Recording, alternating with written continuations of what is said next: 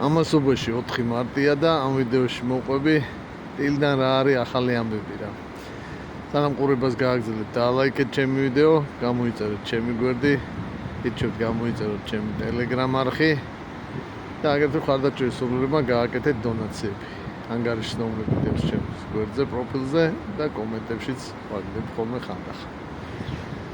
რა იყო ახლა დილიდან საინტერესო. მოდი სახალისო ამბით დავიწყოთ. ელისო ბოლქვაძე დანიშნეს აჭარის კულტურის მინისტრად. სახალისო ახლა ამაში რა არის? მე საერთოდ ვფიქრობ, რომ კულტურის სამინისტრო არ არის საჭირო. საერთოდ. რა ვიცი ხა. ვაჟა-მშაველა და ნიკო ფიროსმანი თავიანთ შედევრებს კულტურის მინისტრის ზედამხედველობის გარეშეც მშვენივრად ქმნიდნენ რა. და ვერ ხვდები მაგ სამინისტროს არსებობას რა აზრი აქვს და მეორე უცნაური ის არის, რაში ჭირდება ელისო ბოლქვაძეს ეს ყველაფერი. ჯერ პარლამენტარობა, ახლა კულტურის მინისტრობა აჭარის. რა ვიცი. ალბათ ელისოს ადგილას მე გავაკეთებდი მუსიკალურ სკოლას და ჩემ გამოცდილებას გადავცემდი ახალ თაობას. აი რიგები ექნებოდა. რა ვიცი. უსაც შევიდა და ამ საქმეში ნამდვილად იქნებოდა ალბათ ელისო წარმატებული. რასაც ესე დამტკიცებით ფორმაში ვერ ვიტყვით მის მოღვაწეობაზე ვერც პარლამენტში და ვერც ალბათ მომავალში აჭარის კულტურის მინისტრის პოსტზე. რატო შვება ამას გაუგებარია. კიდე რა იყო საინტერესო, მოკლედ გუშინ ამბეს ბალტიისპირელები ხო არ გვეშვებიან და დაასანქცირეს ვიღაცები, რა ვიცი, ქვეყნის ხელასიები იყო, პროკურატურა, პოლიცია, მოსამართლეები, ვიღაცები. ზარქუას აუგზალეს ლატვიაში შეზღვა და ლაშა ტალახაძეს და რა ვიცი. მაგათ გონიათ რომ ზარქუა ეხლა ამ ყველაფერს მაგრა განიცდის. მდინარეზე გამოვიდა საღამოს და პრინციპში თქვა რომ მაგრა ფეხებზე ვკიდიაო რა ეგ მაგათი სანქციებია. კობახიძე უზბეკეთშია წასული. თავრობამ 58 მილიონი გამოყო სტიქის ზარალის ასანაზღაურებლად. თუ არ ეყოფა ეს თანხა, ალბათ ერთი კაცი დაამატებს. რაღაც მონაცემები გამოქვეყნდა, მოკლედ ინფლაცია დაბალი გვაქვს, ლარი სტაბილურია. იქ რაღაცა სარკინიგო გადაზიდვები და განსაკუთრებით საჰაერო გადაზიდვები კვეთრად არის გაზრდილი, 24 წლის მაჩვენებლები ბევრად აღემატება 23-ას. მოკლედ ეკონომიკური თვალსაზრისით ყველაფერი ოკეი.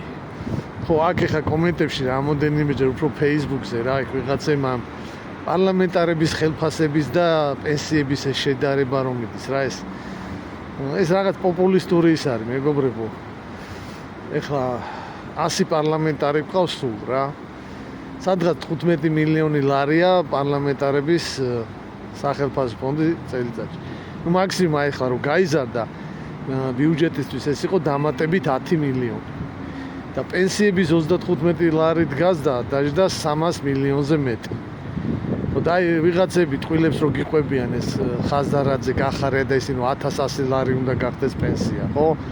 მაგისთვის საჭიროა 7 მილიარდი ლარი. ანუ 4 მილიარდ ლარზე მეტი ისედაც არის პენსიებისთვის რა, წლიურად გამოყოფილი და კიდე 7 უნდა დაემატოს. რომ 1000 ლარზე ზევით იყოს პენსია და. ეხლა რა ვიცი ხა. კარგი იქნება. მეც მაწყობს 3 პენსიონერი მყავს ოჯახში, მაგრამ შეუძლებელია ეხლა. ვინც მაგას გეუბნებათ, უბრალოდ გატყუეთ რა.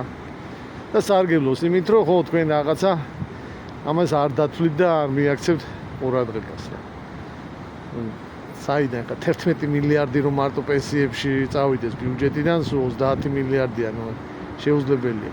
კარგი შედეგი ვიქნება თუ მოახერხებთ, რომ ყოველწლიურად 50 ლარით მაინც ვზარდოთ პენსიები. აი ეს არის რეალისტური ახლა. იმიტომ არ არის რომ თქვენ კაი ტიპები ხართ და მეცუდი, არა. მეც მინდა მეტი, მაგრამ ნუ რეალურად ეს შეუძლებელია რა.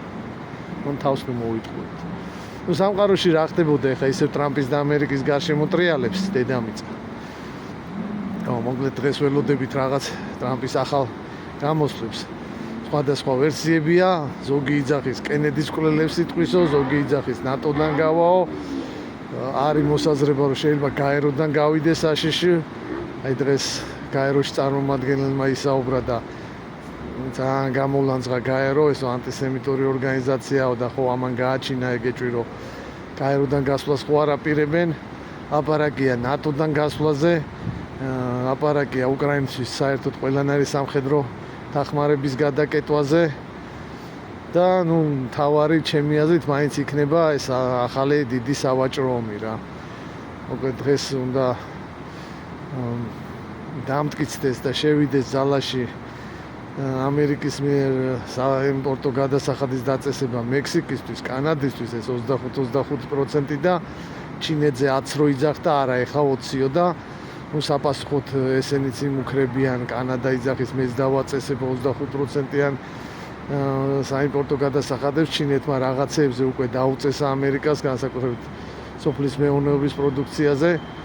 ნუ მექსიკა ჯერჯერობით ჩუმად არის. ხო და არის მოსაზრება რომ ასევე საიმპორტო გადასახადებს დაუწესებს ევროპას რა. ავტომობილებზე და შეიძლება რაღაც სხვა პროდუქციაზე. არის ვერსია რომ რუსეთს შეიძლება სანქციები მოხსნასო, ნუ ესეც განიხილება. მოკლედ ყველანი ველოდებით ტრამპს. ხო, ეხლა ზოგადად ეს საიმპორტო გადასახადის დაწესება იმ ქვეყნისთვის, რომელიც აწესებს, თლად კარგიც არ არის. იმიტომ რომ ფასების დასიწვევს. ანუ ინფლაცია გაიზრდება და მოსახლეობისთვის ეს არ იქნება კარგი, მაგრამ თუ ამის პარალელურად გადასახადებს ამცირებ, ხო? ამისი უარყოფითი ეფექტი არის ხოლმე ნიველირებული რა. ანუ ფასები კი გაიზრდება, მაგრამ თუ შემოსავალიც გაგეზარდა, ხო, ის ფასების და ნაკლებად საგრძნობი იქნება. და დაახლოებით აი ესეთ რაღაცას აკეთებს ტრამპი რა, ჩემი აზრით და ხო, ტრამპი და მისი გუნდი მაგ თემში ვფიქრობ კვესიტაძეზე და რომან გოცირიძეზე უკეთესად ნამდვილად ერკვევიან. ამის მოყოლა მინდოდა დღეს.